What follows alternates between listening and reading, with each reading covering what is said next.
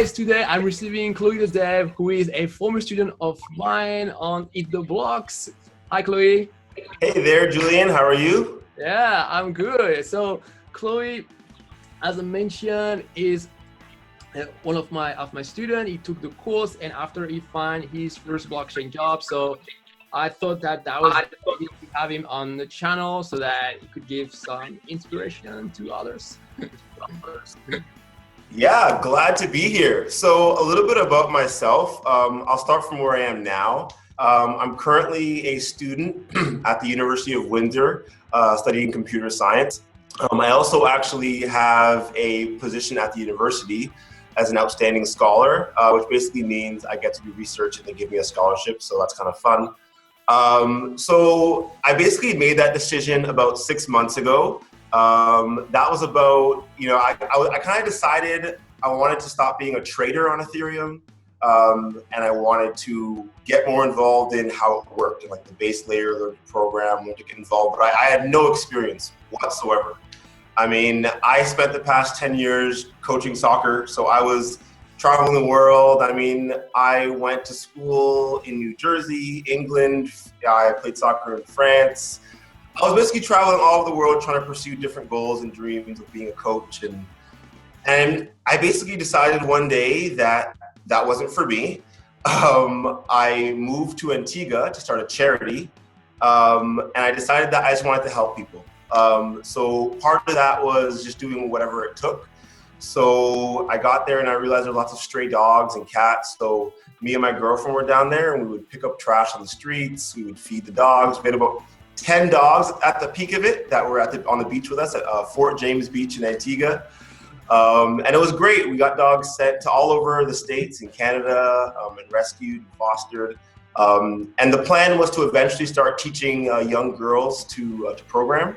So I had to learn how to program to do that, obviously. And so that was kind of the kick in the butt that I needed to eventually was like, I'm going to learn to program now.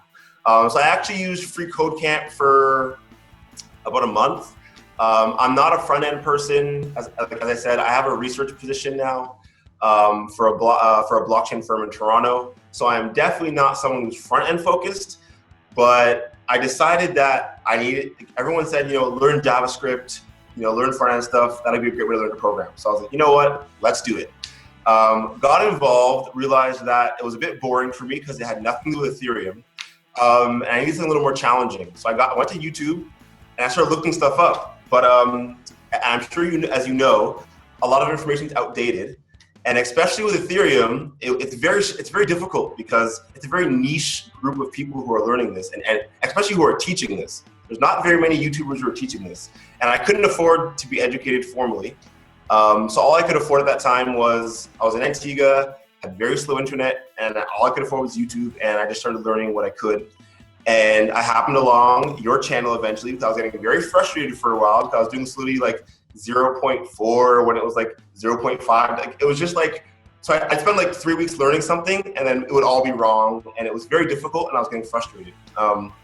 But I felt like all your information was really up to date, and whenever it wasn't, you were very considerate to like make a link and say, hey, I have an up-to-date link, and you were very, like, I know it's a lot of work and you didn't have very many followers. I think you had maybe under 1,000 at the time of subscribers, so the channel was small, but you still just kept pushing out content. So I was like, wow, like, I mean, I wish you could have seen me in my grandma's house in a little island of Antigua, so happy to have all this free content. I just watched for hours and hours. I put it on 1.5x speed, and I just consume all the free content. And eventually I kind of made the decision, I want to be a developer. I want to do this professionally. So I made the decision at that point to leave Antigua of December of last year. So I got back home to Canada in January. I knew I had 5 months before I was a student, and I kind of I said, you know what? If I have 5 months before I'm a student, it'd be nice if I had a job in 5 months. And so I pretty much at that point decided what would it take to do, like what would I have to do to get a job when I was a student, because I've been a student before. I already have a master's degree in sports psychology. I've already done all that. I kind of didn't want to have to start from scratch as an undergraduate, because right now I'm an undergraduate student. in computer science. I do graduate in a year and a half, but still, it's a big commitment. So yeah, I just made the commitment to just get in. So actually, I had no money at the time, so I asked my mom for $30, and she lent me $30 so that I could take your course monthly. And the goal was that if I learned how to develop something, I could, with my friend in Belgium, we were going to develop a little project, make a bit of money, and I was going to pay for your $200 course, and then it would give me a lifetime subscription. And so that was like the goal.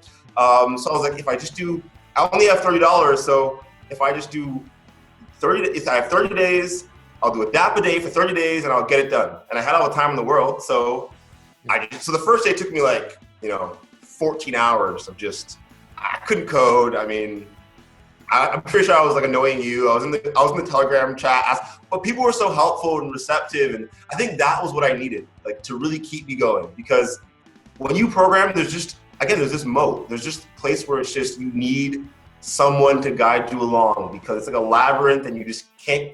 It's hard. You can get through eventually. There's just instructors out there, but those guides are helpful. And even if you get to me eventually, but the people in the group, like, I put stuff in the Telegram group, and people, I remember one time I was so stuck and I was getting so frustrated for like 3 days. And someone actually talked to me in a private message for hours, and we shared screens with each other, and he helped me debug the program. And I was like, this is insane. Like, 'cause I never knew where to get that help before. So just a bit of context for people who are watching. So when you take my blockchain course, you also have access to the private Telegram of EatTheBlocks with all the other students and also me. And so whenever you are stuck, or you just want to chat, or you want to make friends, then you chat in the group, and that's very helpful, because you don't feel like you're stuck and nobody can help you. Otherwise, if you're just doing this on your own, like, it's really easy to give up.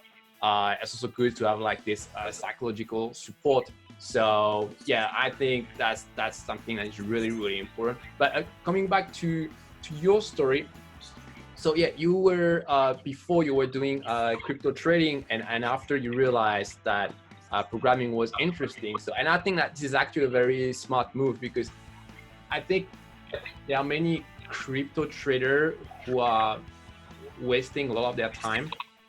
They spend a lot of time studying like all this stuff, and that's a waste. It's just like, how can you value all this work? It's like, either you trade work or it doesn't work, but you cannot put on your CV, hey, I spent thousands of hours studying the Bitcoin market. Don't care. So exactly, either you're rich or you're not rich. Nobody cares if you know how to trade. Yeah. If you know how to trade and you could program, you could take that trading, put it into a program, and make money forever, which is how I made that switch. I realized I don't want, because I'd make money for a week and then lose money for a week, and I realized, what if I could just keep making a little bit of money? With DeFi and all this stuff, it is possible to always ensure you have a net positive yield and trade. So yeah, I think that one way to go from trading to blockchain is to start to look at algorithmic trading. So already, I think this is a step up, because yeah, you make money or you don't, but even if you don't, you're learning skills, you're learning programming, you're learning the blockchain. So these are things that you can leverage in another way than just winning with your trade. And also, it removes the emotional component out of the equation. So yeah, that's like a really good way to get into the blockchain. And then the next step is to start to build a smart contract and decentralized application on top of the blockchain. And so yeah, for that, at the beginning, you don't need to invest anything. You just here on YouTube, on my channel, you'll find a ton of tutorial. And that's the best part. It's all free at the start. You could like, honestly, and what I say to people, I push your channel everywhere. And what I say to people is, you could become a fully paid developer professional just from the free content on your channel. Like, you don't need to pay anything. No, it'll be a little harder. Like, it helps. I think it's all a matter of I think for me, the personally, the benefit of paying when I pay for courses, because even myself, I also buy a lot of courses, and it's for two reasons. Like, one is because I want to learn faster. So yes, I can find all the free info, but it's gonna take a lot of time to figure out like what is relevant, Exactly. to put it in a curriculum that makes sense. So I Oh, think, believe me, I yeah. wouldn't have got it done in 30 days if I didn't take the course. I wouldn't. So like that's reason number one. Yeah. And then I would think reason number two for me is to also get a boost in motivation, because if I pay for something, then I feel like I invested. So I need to make it worth it. And also support of the community if there is any community. That's not always the case. Like on Udemy, you don't really have communities. But yeah, it's usually these are the reasons why I take courses.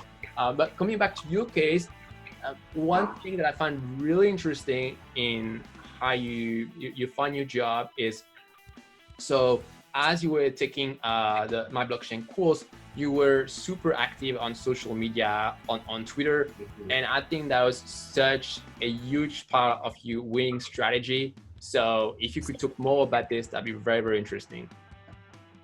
Yeah, so again, I mean, coming back to you, it kind of came from another piece of advice that you gave me in your free part of your tutorial. And I think I appreciate again how much you give to the community. And I think, I love being able to give back anything, because the advice was just, you gotta put yourself out there. You gotta showcase what you know, or else how are people gonna be able to see it? So for me, I used to help run a social media marketing company. And so for me, I knew how to showcase myself in a social media context to a certain degree.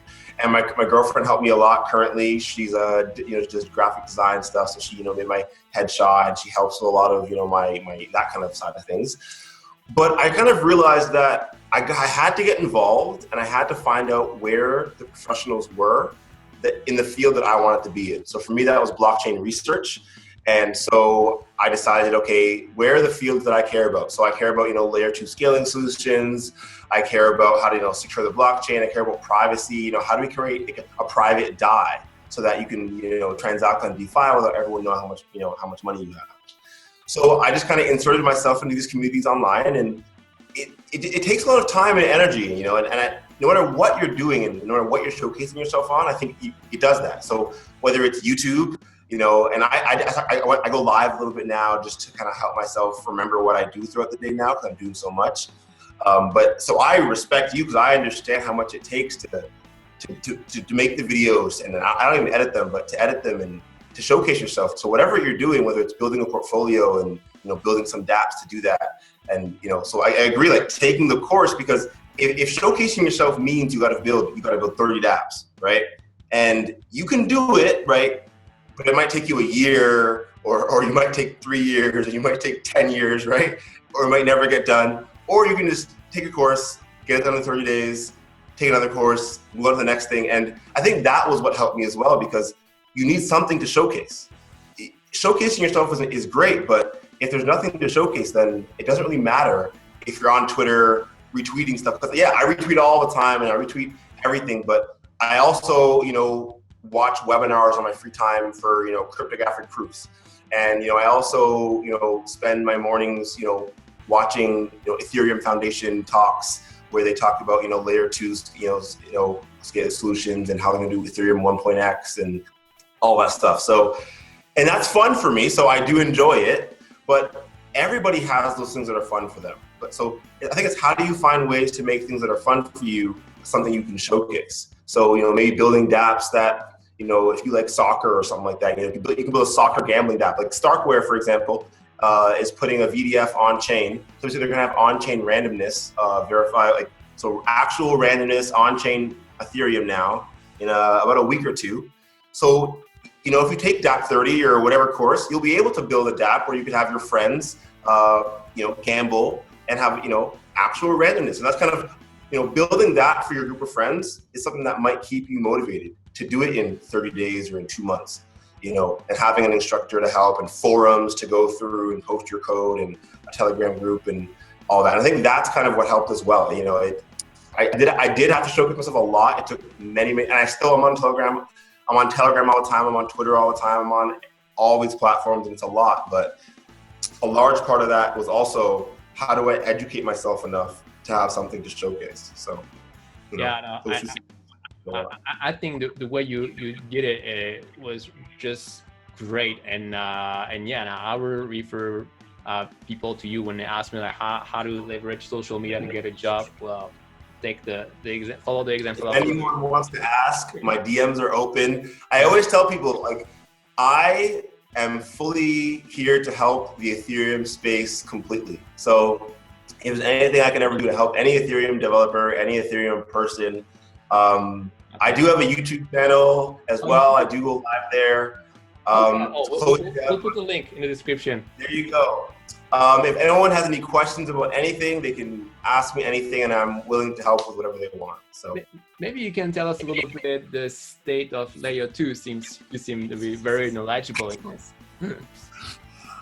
Layer 2 to me is huge because I'm really into like scalability, but also security, and I think they go hand in hand. So, you know, for example, this VDF I was talking about, where Starkware is going to basically have a consortium where they compute a random number and then insert it onto the chain. You know, the question I asked during the webinar that got me the job that I got was, well, how do you compute the gas that you're going to use to put that number on chain? Because if I have a company that's running that is relying on a random number coming through, and that number doesn't come through because the gas price was too low, you know, how can I run a company on based on that? Or how much am I willing to risk for that company, right?